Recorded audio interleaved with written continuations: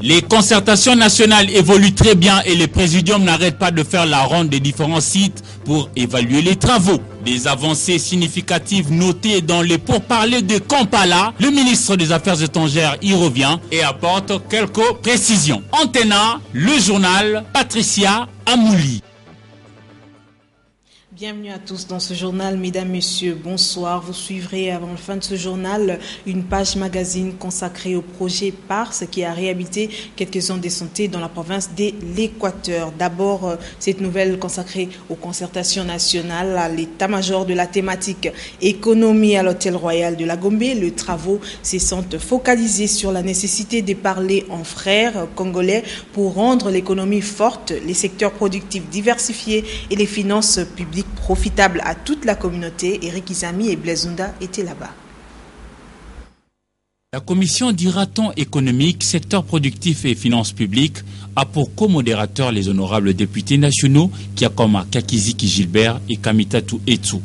Ici, dans le débat, pour respecter l'esprit et la lettre des objectifs de concertation nationale, il n'y a pas d'accusés ni non plus d'accusateurs entre les dirigeants d'hier et ceux d'aujourd'hui en République démocratique du Congo. Les délégués concertateurs de cette thématique sont convaincus que la République démocratique du Congo ne pourra retrouver la paix et assurer son développement que si tout le monde développe la volonté de participer pour booster l'économie, diversifier le secteur productif et gérer avec efficacité les finances publiques. Les délégués, en majorité ayant œuvré dans les variantes branches de l'économie nationale, ont fait remarquer que la démographie est galopante en RDC pendant que les infrastructures n'ont pas suivi. C'est ainsi qu'il faut imaginer des stratégies pour résoudre le problème de chômage qui va au-delà de 50% dans la population active. De nos jours, il se pose aussi un sérieux problème de la redistribution de richesses nationales. Plus de 10 milliards de dollars américains échappent au contrôle du circuit formel à cause des activités concentrées dans l'informel. Il faut à ces sujets exiger aux petites et moyennes entreprises de produire qualité, en même temps les aider à accroître leur capacité managériale et la technologie. L'État devra donc imaginer comment alléger la fiscalité des petites et moyennes entreprises pour les entraîner dans les circuits formels contrôlables par les services de l'État. C'est de cette façon que l'État arrivera à maximiser les recettes de finances publiques. L'économie doit être également diversifiée et variée. La République démocratique du Congo est un beau pays. Rien que par le tourisme, avec le panel de parcs nationaux, l'État peut engranger des milliards de dollars autant que le Kenya, l'Égypte d'avant, trouble, etc., etc. À 4 jours de la fin de concertation initialement prévue pour 15 jours, votre rédaction s'est posé la question: est-ce que les Congolais suivent réellement les travaux de ces forums? La réponse c'est non ou presque pas, contrairement à ce que les Congolais ont suivi pendant la conférence nationale souveraine CNS ou à la francophonie de 2012. Africa Mujinga et Blaise Nunda ont promené leur micro dans les rues de Kinshasa et vous proposent ce reportage. Quel intérêt le Quinois accorde-t-il aux travaux des concertations nationales? La question vaut son pesant d'or. En effet, les Quinois interrogés ne suivent pas le déroulement des travaux au Palais du Peuple. C'est la première fois que je mec qui a été Brazzaville, ça fait une semaine que j'ai pété. Bon, qui a été biso de marathon talaka mboka ngondenge ezali ko matongo kozonga butu ba courant opi malonga te akutuma ina sibujo kula bito ya wani pardon. Certains les suivent de manière occasionnelle. Chacun vague à ses occupations comme d'habitude. C'est positif parce que peut-être en plénière, on peut dire, parce que comme c'est encore au niveau des commissions des états-majors, là c'est difficile qu'on donne un point de vue objectif sur ça. Mais néanmoins, on trouve que ça marche selon les thématiques présentées. Concertation nationale, Nazolanda, bon, du fait que le courant pendant 2 jours, bon, 2 jours on a l'année. Bon, on espère que ça ira bien cette fois-ci. On espère, on a l'espoir. C'est tout parce que bon, le discours, hein, on en a entendu, vous savez, hein, depuis 60 aujourd'hui, le discours. Mais les actes ne suivent jamais, mais alors jamais. Mon souhait, c'est celui de tous les fonctionnaires. Que cette fois-ci, au moins, que l'esprit de Dieu les inspire pour songer à nous aussi. En outre, les personnes intéressées par les assises du Palais du Peuple pensent que la plupart des délégués aux concertations nationales n'y sont que pour leur propre intérêt, allusion faite aux per diem et autres arrangements politiques. Matin, soir. Alors, tokosenga na bango nyonso tout. Tomoni ba kaboli selon ba biloko na politique. To sepeli. Mais là tokosenga ke ba corps ba signer, ba respecter yango. Il faut qu'on sache pourquoi baza ko bundisa biso awana bazo attaquer gouvernement en place. Il faut qu'on benga bango fati yango pour travailler na bon négocier na bango ensemble pour poser solution na makambo na est. Sans que bango baza tant que bango baza te solution malonga ko zo matin na biloko bazo sala na kati ya Kinshasa awa. Tant que bango benga concertation yo ko malonga ko sala ezate. Qui ne sait pas, qui ne connaît pas l'attente de la population? Mais c'est le social. Papa, maman, moi nana qui de classe, abeli a soigné. Il y a un problème réel dans notre pays. C'est les décisions existent, des bonnes décisions. Mais le problème se trouve toujours au niveau de l'exécution. C'est ça le problème. Le malheur, c'est ça. La contestation des élections du 28 novembre 2011 et ses conséquences sur l'unité de la République démocratique du Congo a ouvert la voie à l'organisation des concertations nationales pour parvenir à la cohésion nationale. L'actualité, c'est aussi ce nouveau agenda de matière à traiter qui a été adopté ce 17 septembre à Kampala. Le ministre des Affaires étrangères, Coopération internationale et francophonie, Raymond Tshibanda, y revient. Il a participé aux discussions qui se tiennent entre le gouvernement congolais et les rebelles du M23. Les facilitateurs Crispus Kionga souhaitent que les deux parties concluent vite les débats et parviennent à un accord dans un bref délai. Suivez ces commentaires de Sylvie Fortuné-Mboula. Arrivé mardi 17 septembre 2013 à Kampala, le ministre des Affaires étrangères de la RDC, Raymond Tshibanda, a participé à la réunion conjointe entre le gouvernement congolais et le rebelle du M23 sur la crise à l'est de la RDC. À l'ouverture de travaux, les facilitateurs Crispus Kionga, ministre de la Défense ougandaise, a affirmé que de progrès remarquables avaient été enregistrés depuis les débuts de pourparlers de Kampala, avec premièrement la revue de l'état des mises en œuvre de l'accord de paix entre le gouvernement et le CNDP. La deuxième grande étape a été la présentation de propositions de chacune de parties au facilitateur qui les a consolidées. Pour la facilitation, des discussions ont eu lieu sur la question de l'amnistie, de la libération de prisonniers. Des discussions intenses ont eu lieu sur cette série de questions et le retour de réfugiés dans leurs pays respectifs. Il a aussi été question de biens expropriés, de la réconciliation nationale, de la commission d'enquête, de la revue de l'état de l'accord de 2009. Crispus Kionga s'est dit convaincu que le pourparler allait se conclure très rapidement et il a exhorté le gouvernement de la RDC, représenté par le ministre des Affaires étrangères, Raymond Tshibanda, et le M23, via Abandi, à travailler encore plus dur en vue de terminer le plus tôt possible. Il s'est dit convaincu que chacune des deux parties restait fidèle à ses engagements librement souscrits. Le ministre Tshibanda est rentré mercredi à Kinshasa pour préparer la grande réunion de New York aux États-Unis d'Amérique. Au sujet des pourparlers de Kampala, François Mwamba, membre de la délégation congolaise, s'est dit confiant de la suite de ces discussions. Selon le responsable du mécanisme national de suivi, la partie gouvernementale a soumis à la médiation des propositions substantielles et constructives pour un accord. Ces propos ont été recueillis pour vous par Papi Katassié, Précieux Mongonzoy. Je reviens de Kampala encore ce matin. Non, lundi, touchons du bois, hein, pourquoi pas. Depuis que nous y sommes retournés, depuis quelques jours, depuis le lundi 9, je crois, notre propos vis-à-vis de la médiation, c'est de rappeler que nous avons des propositions concrètes, que ces propositions concrètes qui pourraient permettre de pouvoir mettre fin au conflit, hein, c'est le plus important, hein, créer les conditions pour que les souffrances de nos populations s'arrêtent, que ces propositions sont substantielles et que ce qui serait constructif, c'est de créer les conditions pour que l'autre partie, la M23, puisse y apporter ses observations de manière à ce que très rapidement, puisqu'on n'a pas beaucoup de temps, nous puissions effectivement arriver à un accord. L'idéal aurait été que la médiation elle-même s'emploie à faire de telles propositions, mais puisque la méthodologie utilisée, c'est ce que nous avons remarqué, consiste plutôt à faire parler les protagonistes que nous sommes avec ceux du M23. Alors en ce moment-là, effectivement, sur base de nos propositions, qui sont des propositions qui respectent notre Constitution, qui sont des propositions qui ne remettent d'aucune manière en cause l'intégrité de notre territoire, les ressources appartiennent aux Congolais, mais que puisque tout ceci a pu créer des convoitises et finalement des conflits armés, il scie effectivement de regarder les choses en face.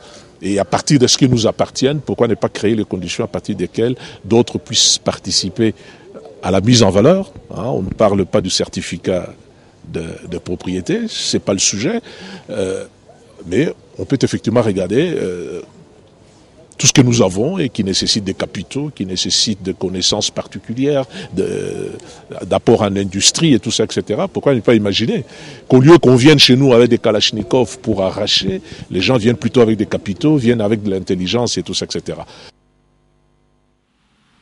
La rencontre hebdomadaire Nations Unies Presse de ce 18 septembre 2013 a abordé plusieurs sujets sécuritaires et humanitaires. Un accent a été mis sur l'évolution de la situation sécuritaire dans le district de l'Ituri en province orientale et dans le Nord Kivu, nous dit Sylvain Kapombo-Bosengele. La communauté humanitaire est restée préoccupée par la situation dans le sud du territoire d'Irumu, en Ituri, dans la province orientale, où l'on continue à enregistrer des déplacements des populations à la suite des affrontements répétés entre l'armée nationale et les fronts de résistance patriotique de l'Ituri. À en croire Manoj Mounoubaï, 80 000 personnes sont en errance depuis le 22 août et vivent dans des conditions précaires. 120 000 personnes sont affectées par des conflits dans cette zone, notamment avec les destructions des maisons et pillages des biens. Quant à la situation sécuritaire menée à l'ouest de la RDC durant la semaine dernière, les conclusions de l'évaluation font plutôt état d'une accalmie totale. Les opérations conjointes menées en province orientale par la force de la MONUSCO et les forces armées de la République démocratique du Congo FARDC maintiennent sous contrôle la situation sécuritaire dans cette région. Les deux forces précitées, ils poursuivent en effet dans les régions de Dungu, Doro et Faradje leurs opérations conjointes dénommées Retour 2, Point d'Acier et Bienvenue à la paix. Une stabilité relative a été observée la semaine dernière dans le district d'Ituri.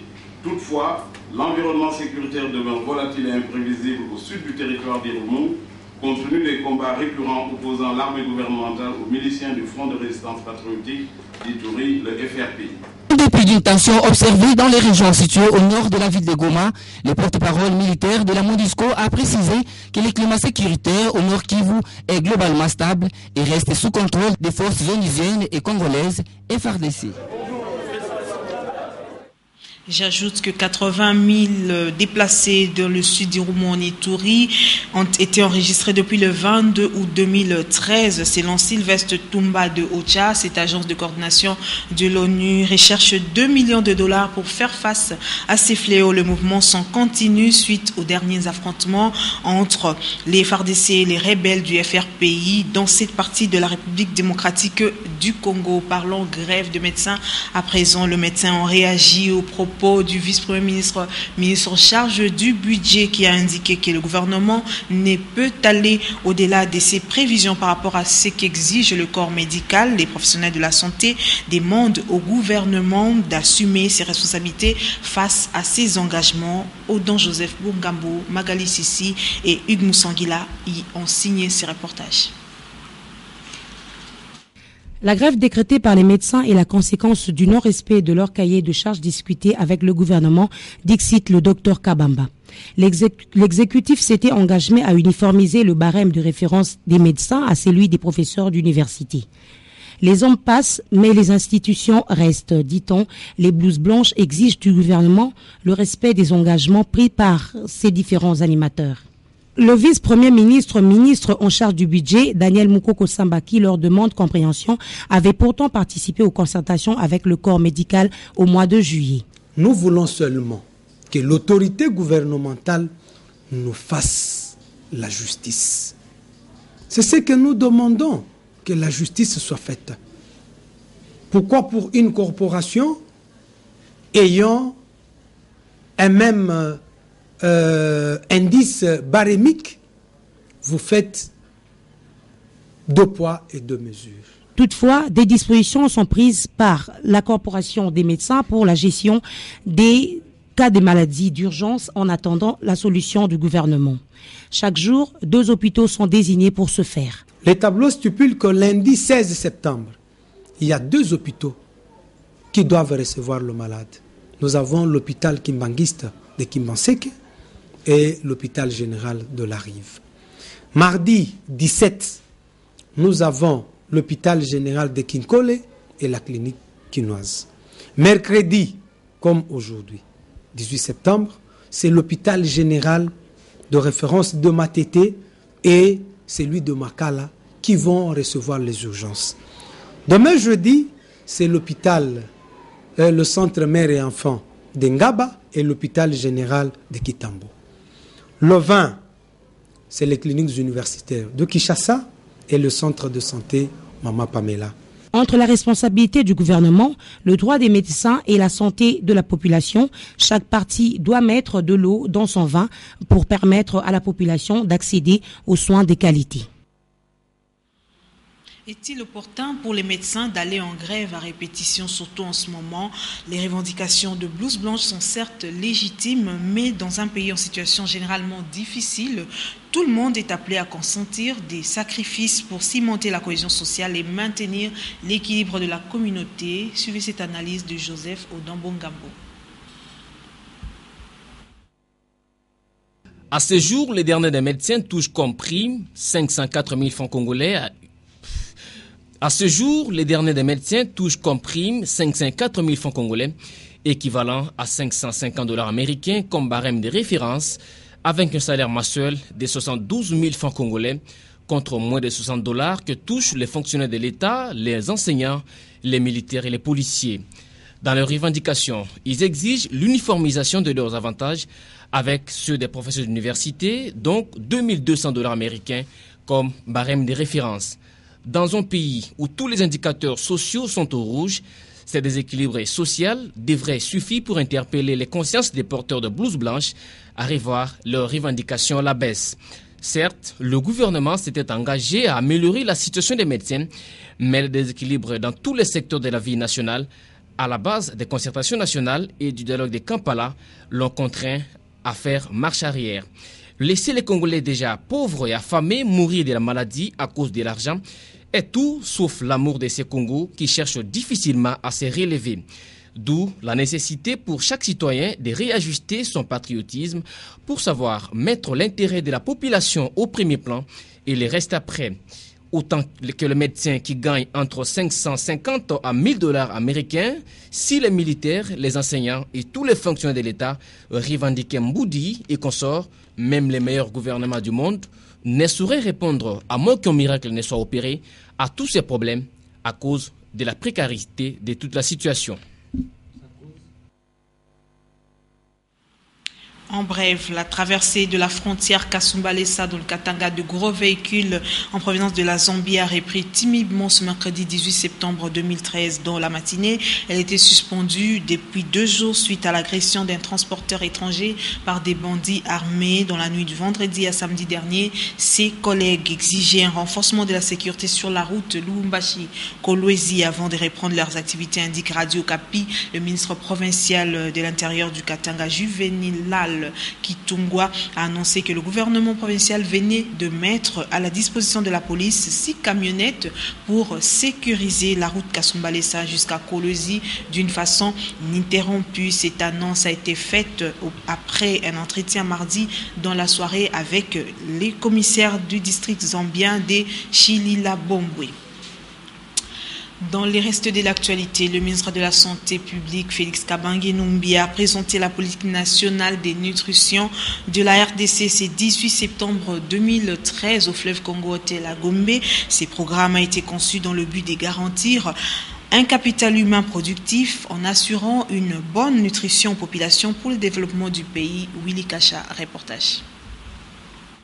Faire de la nutrition une priorité pour accélérer le développement socio-économique, c'est à cela que le gouvernement de la République démocratique du Congo s'est penché durant 3 mois, soit de juin à septembre de l'année en cours.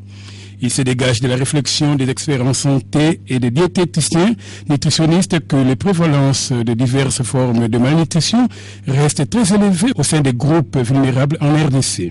Selon les statistiques de 2010, la République démocratique du Congo compte plus de 2 millions d'enfants affectés par la malnutrition et plus de 6 millions souffrent de retard de croissance. Une situation qui ne laisse pas indifférent les partenaires en santé. Savoir que c'est un travail qui a été réalisé par des spécialistes dans ce domaine.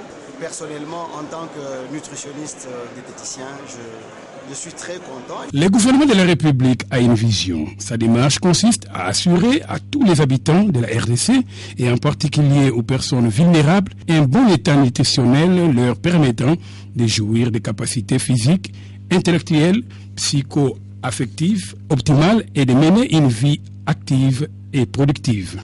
C'est avec l'espoir de réussir l'implémentation effective de la politique nationale de nutrition que je formule le vœu de conjuguer davantage nos efforts pour éliminer la malnutrition en République démocratique du Congo. La présente politique nationale de nutrition, présentée ce 18 septembre, a suscité quelques réactions.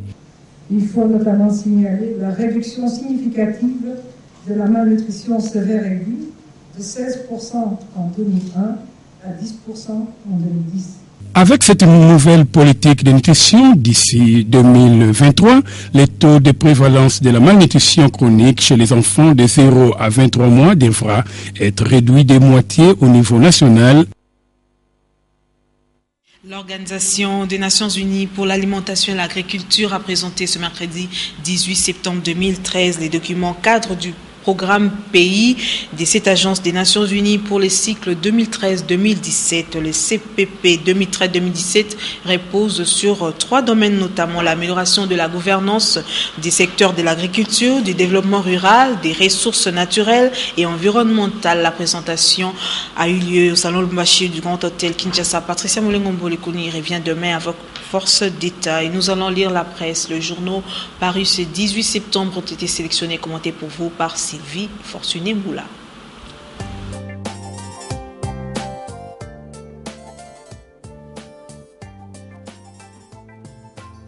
Bonsoir. Les parutions de ces mercredis sont revenues sur plusieurs sujets d'actualité.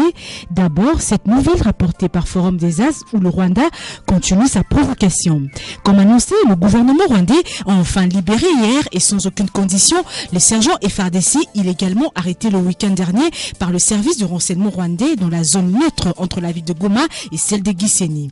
Kigali ne pouvait continuer à jouer inutilement aux quêtes de la mafia sicilienne en gardant impunément en otage ces soldats congolais qui n'a posé aucun acte répréhensible. Cet acte gravissime n'est en soi ni plus ou ni moins interprété par ton RDC comme une énième stratégie pour chercher la guerre entre les deux pays, car rien ne le justifie.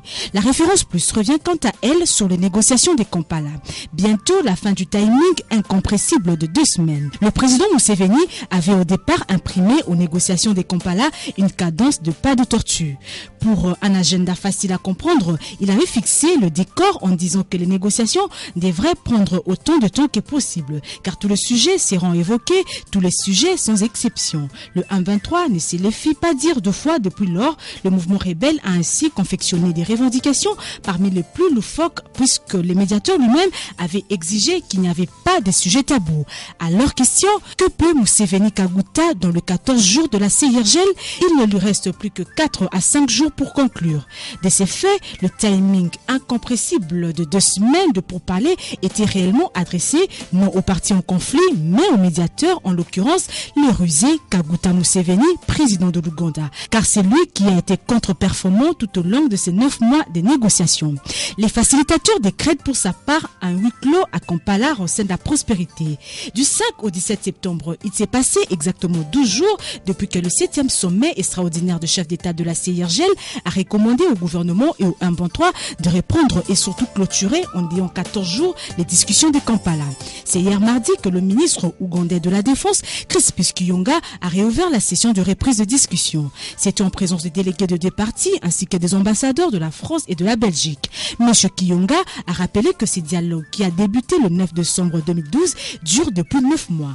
À l'en croire, la communauté internationale n'attend plus que les conclusions heureuses. Je vous laisse à présent suivre la page magazine que vous propose Polydor Gaziamé sur les différentes réalisations, dont la dernière en date est la remise de véhicules, les vélos aux équipes sanitaires ainsi que la réception de travaux de l'hôpital de Bumba dans la province de l'Équateur, œuvre 2 du projet PARS. Reportage.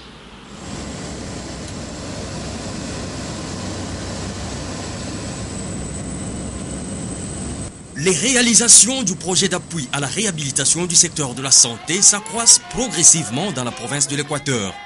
Le PARS y abat un travail de titan en vue d'améliorer la santé de la population à travers notamment la réhabilitation des infrastructures sanitaires, la dotation en équipements médicaux et en matériel roulant, ainsi que l'approvisionnement en médicaments.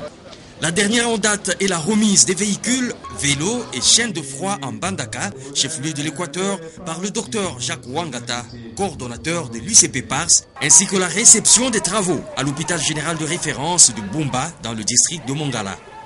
À Mbandaka, le PARS a remis précisément 6 Jeeps 4x4 de marque Land Cruiser, 1206 vélos, 7800 kits de tests de diagnostic rapide de malaria, des chaînes de froid pour la conservation des vaccins, des équipements informatiques et des médicaments. Ces véhicules serviront à acheminer les vaccins dans tous les coins où on avait beaucoup de difficultés d'accessibilité depuis quelques temps. Dans les différents discours prononcés à cette occasion, les utilisateurs ont été appelés à gérer ce don du PARS sur financement de la Banque mondiale en bon père pour le bien-être de la population de la province de l'Équateur. Aux bénéficiaires de cet appui, d'utiliser en bon escient afin de produire des résultats escomptés. Le gouvernement provincial prend un engagement pour que ces instruments, pour que ces intrants, pour que ces véhicules, pour que ces tests servent pour la population. Avec ce financement de la Banque mondiale, nous tenons à ce que tout le monde puisse y veiller et qu'on gère ça en bon père des familles. Le savoir automobile à côté d'autres équipements provenant de PARS devra renforcer les capacités opérationnelles des techniciens déployés à travers nos zones de santé et contribuer à l'amélioration de la qualité et la prise en charge de nos patients. Organisée devant le bâtiment du gouvernorat, la cérémonie a eu un seul temps fort, la remise des clés de contact au gouverneur Coagialo. Après les avoir reçues du coordonnateur du PARS, il les a remises à son tour au ministre provincial de la Santé. Les mêmes clés sont ensuite passées aux mains de l'inspecteur provincial de la santé pour atterrir enfin entre celles du numéro 1 du programme élargi de vaccination de l'Équateur. Ce geste de la Banque mondiale à travers le PARS a réjoui la population de Mbandaka. Au don qu'il a pu donner au peuple de l'Équateur, ça prouve que la Banque mondiale soutient le président de la République dans les 5 chantiers. Je remercie la Banque mondiale de continuer encore, de nous remettre, de nous aider encore avec le matériel pour ce qui concerne la santé de la RDC. À Bumba, le coordonnateur du PARS a procédé à la remise des travaux de l'hôpital général de référence dont le bâtiment gynécologique a totalement été réhabilité. Avant de le faire, le docteur Wangata a rappelé les objectifs du projet PARS à l'intention des bénéficiaires. Ce projet vise à mettre à la disposition de la population des soins de santé de qualité et à baisser les coûts des soins dans ces zones de santé. Ici, les recommandations du coordonnateur de l'UCP PARS, qui a annoncé l'arrivée prochaine de vélos, se sont orientées vers la responsabilité de ceux qui dirigent l'hôpital et de la population. Vous allez continuer à maintenir tous les autres équipements que nous avions apportés antérieurement, en l'occurrence les matelas que nous voyons, que nous allons les mettre à la disposition des équipes ici à travers donc, le ministère provincial de la Santé. De son côté, le ministre provincial de la Santé, le docteur Mpechi, a aussi exhorté les utilisateurs et bénéficiaires à un meilleur usage des bâtiments, du matériel et des médicaments, après avoir remercié le président de la République, initiateur de la révolution de la modernité, qui dicte l'exécution de tous ces travaux, ainsi que la Banque mondiale à travers le PARS.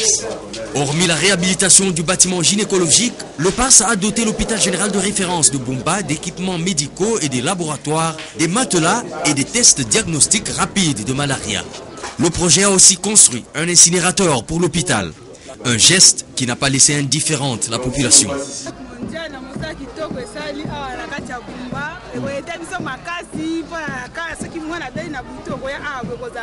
bien traité, Banque mondiale, n'est pas bon, c'est ce hôpital, c'est comme TikTok, vraiment, hôpital, la bombe, comme tout, c'est pas les mingi. Mais on peut se remercier, on a passé, dengue à oublier, puis on a qui, si tu veux s'engager, à continuer ça, la bombe, ça malade, on a le coup, on a Dans la rubrique de ces interventions, le PARS avait déjà réhabilité les hôpitaux généraux de référence de Mbandaka, de Lolanga Mampoko, de Djombo et de Lissala, toujours dans la province de l'Équateur, et à la grande satisfaction de la population. Les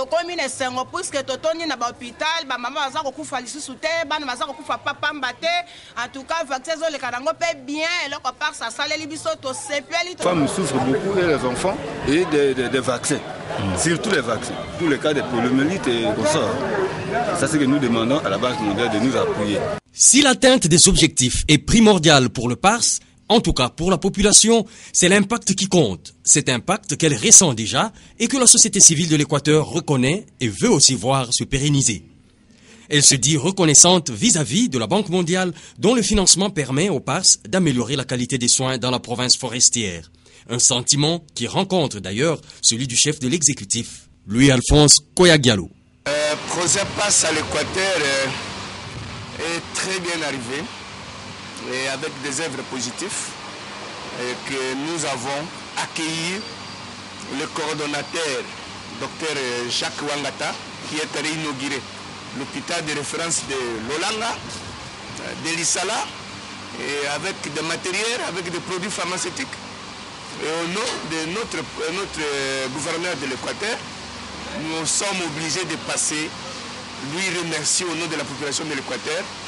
Et nous encourageons aussi la Banque mondiale pour cette initiative louable et que maintenant l'Équateur, sur le plan de la santé, nous nous retrouvons. À ce jour, toutes ces formations médicales publiques présentent un tout autre visage. Du délabrement, elles sont passées à un état qui permet au personnel soignant d'améliorer à travers ses prestations la prise en charge des malades tout en tenant compte du niveau de leurs revenus.